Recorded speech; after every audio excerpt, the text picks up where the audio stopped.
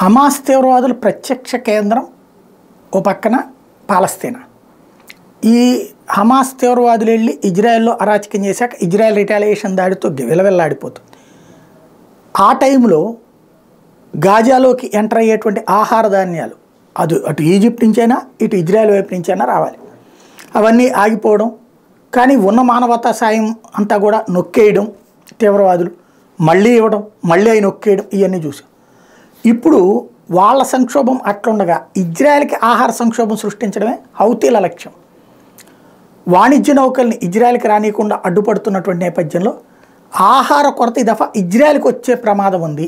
ఇది ఇజ్రాయెల్కి సంబంధించిన ఆహార రంగ నిపుణులు చెప్తోంది.